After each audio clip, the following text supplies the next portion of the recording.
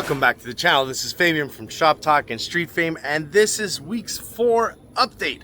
What did we do last week to get the car ready for the Cleet Outlaws top 10 list? Well, as you can tell, we have a dash, the brand new dash in it with it's already wired up. Everything is ready finally, just for the engine to come in and actually just plug the harness in, and it should be ready for the first startup.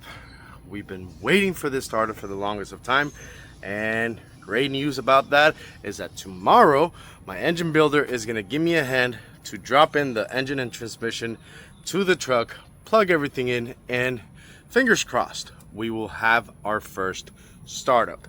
So that in a nutshell is exactly what had happened last week.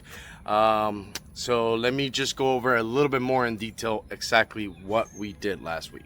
Last week we went ahead and decided to get a new dash because all the analog gauges that we had, there were an extreme amount of gauges. There was a total of 7 of them, and it was just going to be all over the place when you know, I'm at the light and I'm trying to concentrate and the light and, you know, all the gauges in front of me. So I went ahead and decided to go ahead and purchase a screen. Everything's mounted up already, wired up, everything's ready for it. We got a new dash because I was not about to put this nice screen in here with an all cut up dash. So we got a new dash. Fortunately, it's an extremely cheap dash. We just had to cut it to fit and make the holes, and everything is ready.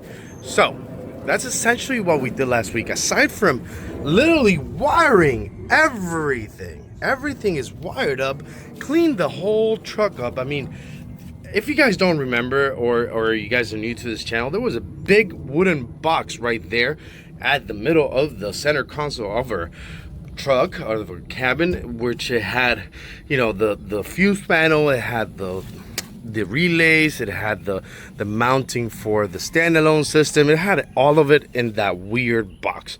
We took that box out. We essentially took out every single wire of this truck and reroute everything that was just needed. We don't have any excessive wiring. Actually, I mean, this wire right here is there because I don't want to purchase a new longer wire. These wires are expensive if you didn't know that. So unfortunately, it's just gonna sit like that, but it's not a big deal. I'll figure out how to tighten it up a little bit better. But that is where we are. Now I just gotta clean up a little bit the wires underneath it. I mean, it's a little bit of a mess, but we'll get that done. Essentially, everything is wired up. So technically, all we gotta do is just put in the engine, drop the transmission, drop the engine in, plug all the harness for the Rebel unit, and we should be ready to go. That is our beautiful standalone Haltech Rebel LS unit. That thing is beautiful.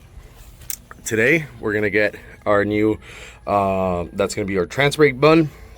This is gonna be my line lock button. So I haven't wired that up.